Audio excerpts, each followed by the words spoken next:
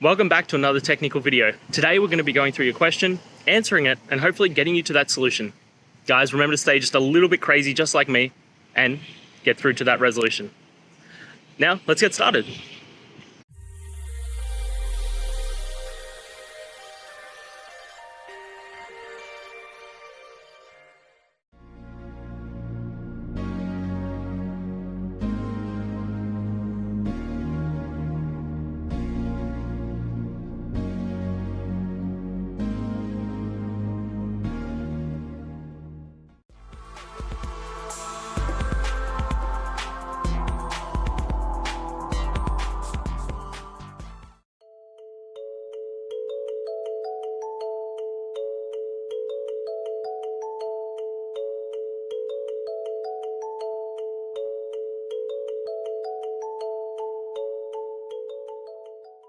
And that's it, guys. I hope this video helped get you that answer that you're looking for.